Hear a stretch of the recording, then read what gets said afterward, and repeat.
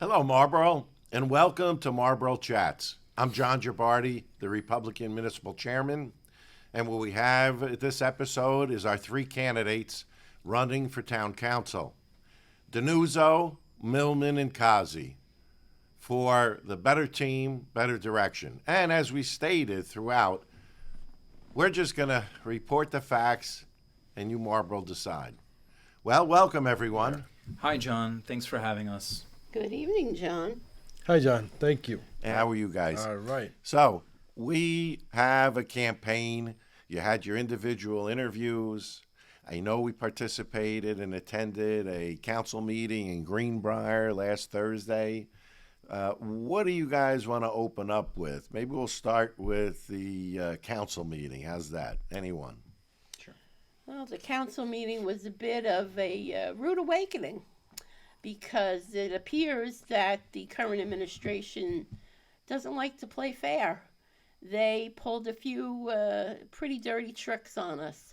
They've been pulling signs out.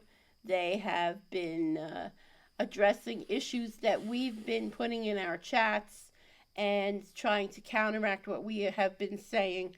And I don't know about you, but it sounds like too little too late to me. These folks have been in power far too long, and they need to go. We need an upgrade. We need a city council comprised of individuals that are ethically responsible, fiscally responsible, and capable of new ideas and better thinking, actually, and that do not have conflicts of interest. Who's CME, people? Tony, excuse me, you sound a little nasal or whatever. You under the weather? Yeah, a little bit. So thank you for being here. A little bit. Still on the antibiotic, but I'm winning the battle.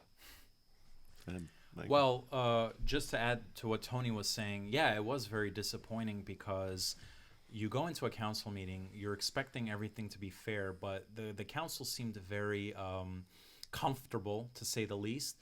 Everything seemed very planned, and they didn't seem too concerned with everything that's going on because there were citizens that were pouring their hearts out with concern. And for instance, let's just mention the signs real quick, right? So all the Republican signs were being taken down. The Board of Education opposed side to what Mayor Hornick is not supporting, they were all being taken down. And they were all acting like they had no idea this was happening. And in reality, it's like, come on, what kind of a coincidence is that? And please, do not insult our intelligence. But this is what happens when people are in power for way too long. They just get comfortable and very sloppy. And when they were passing the votes, everything just seemed so planned. It seemed like it just didn't seem good being there. It was a bad feeling. So it's time for a change. It's time for an upgrade, I should say. And we like Mayor Hornick, and we're not running against him. We're running against the council. And I think for somebody great like Mayor Hornick, it's very healthy to have an opposed council working with him. And it would be very healthy for him to work with us. And this is let's talk about the sign. This is amazing and very concerning. The election, when election happened, it's for the town, it's for the people, for the state, and for the country.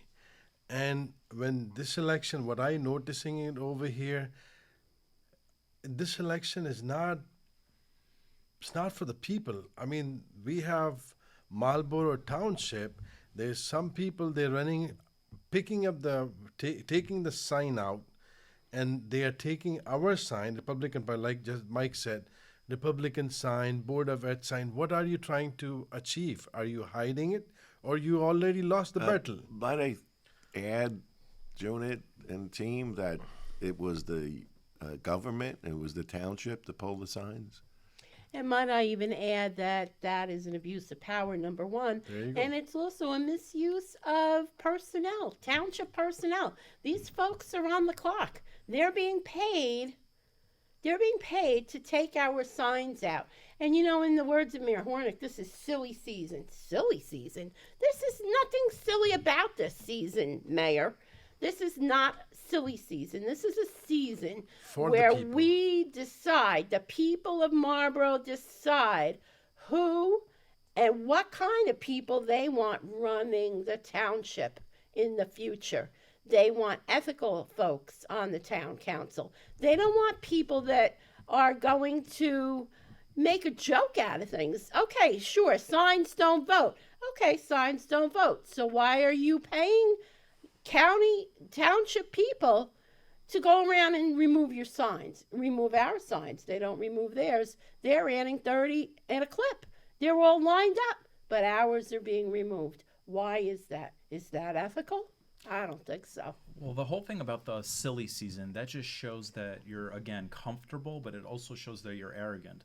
You're arrogant because you believe that your team's already going to win, and you're downplaying the whole thing like, oh, it's silly season. We just got to get past it because we already know we're going to win and it'll be business as usual. But this is a very serious thing for the citizens of Marlboro. A lot of us are frustrated. We want positive change. We want an upgrade. So it's not fair for you to do this. And, you criticize us for being concerned about signs like, oh, signs don't win elections, whatever. They don't raise kids, whatever you said. Signs don't vote. Yeah, But signs the don't people vote. that read them do. Absolutely. But your signs, if anything, after the council meeting, we saw a lot more of your signs. So if they're not important, then why is this happening? Marlboro, if you want to see the change, be a part of the change. We are here to serve you.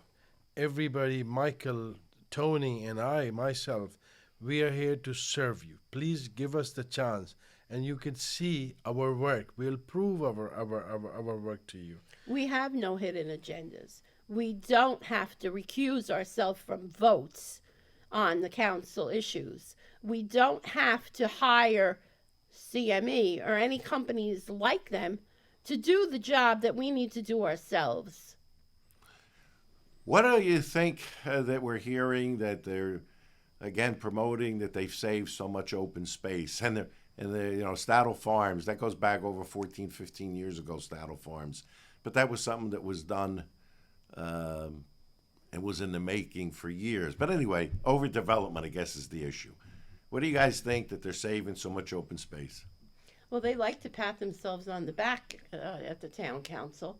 They like to think that they are saving all this open space. All I see is overdevelopment. I don't see a lot of open space. I see a little open space, and we want to preserve what little open space is left. But we also see a lot of overdevelopment. And okay, they're paving some of the streets. Woohoo! Very happy to see that. However, this overdevelopment not only is going to tear up our streets, it puts a strain on the entire infrastructure. It puts a strain on the police department. It puts a strain on the fire department. It puts a strain on the schools. I don't know, Marlboro. Is this what we want? Marlboro's not happy about overdevelopment. Everybody we speak to, at least 98% of the folks we speak to, they're not happy about the overdevelopment. They're not happy about what's going on with the affordable housing either. And what that will cause, inevitably, is for property tax to go up, property value to drop, and, not to mention, traffic. So they've done a really, really bad job with that. And again, this is why we need checks and balances in our government, and it's very healthy for Mayor Hornick to have a team like us on his side. Isn't the reason is because Marlboro never submitted, required by the state of New Jersey, an acceptable affordable housing plan under COA, the Mount Laurel action. So now the lawsuit that Marlboro was counting on, we lost, and now I believe it's called builder's remedy, that a builder comes in and sues the town and could put up whatever project they want. Well, again, to clarify, this is what happens. Again, I hate to sound like a broken record, but this is what happens when people are in power too long and they don't feel any threat of an opposition. They're so comfortable that they slack off and then they make huge, huge mistakes. This is not forgivable. Okay, we have a big problem with overdevelopment and we need to stop it because property tax will go up, property value will drop, and the traffic will increase, and the citizens of Marlboro don't want this. And the signs of good government are not ignoring things that are going on. You don't ignore COA. You tackle it head on. You find out what you need to do and you do it. You don't wait for some third party to come in and tell you what to do. That is not good governing. So I don't know who was asleep at the switch, but we definitely need an upgrade. We need fresh ideas. There There was no exchange of ideas at that council meeting. I have to add one more thing. The new law, bag and leave. We cannot see so much bigger lot. The older people or senior citizen, they have to drag their before you bring the leaves outside to the curb, and the truck come vacuum it gone. Now you have to bag a leaf for what? You're costing the money. You're putting more trouble to the resident. So it should not be there. So we will stop this once we come to the power. Also, isn't it a fact that our sister town, Manalapan, has their trash as part of their tax base, where Marlboro we have to pay? It's a fact. And we don't know why we can't have what Manalapan has. And what's worse is that because we have 4 different garbage companies that we pay for, that contributes to the bad roads that we have. What your campaign has been stating is, where is council oversight? So at the council meeting on Thursday night at Greenbrier, what did you think when the council, I believe it was the council president, had to question who's our zoning officer? I'm thinking as a candidate, we are building the pressure on you because we have clear mind, we have the better vision, we have the energy. We want to serve this town, and we want to serve this town in a better way. We want to serve this town with full energy. We want to serve this town without any, hidden agenda. Thank you. And we want to do it ethically and fiscally responsibly. We also believe that the council president, we do believe he actually did know who the zoning officer was. He was just downplaying the situation. He wanted to get the heat off his back. But if he actually didn't know, well then, again, that just proves that you're too comfortable because you don't have any real threat of an opposition. Let me just state that you came close to a lightning rod when you brought up, you being the collective audience, the zoning officer issue. The zoning officer of Marlboro is a CME employee. It's not a township employee. Bingo. There was a CME employee that issued a summons that the court rejected because you have to be a township employee. CME is running our town. This is the perfect example to abusing the power. This is what I think. The township should have their own zoning officer or the commissioner you call in different towns. This is abusing the power. This is whatever you want to do. All the council is yours. They say yay or nay, whatever you want.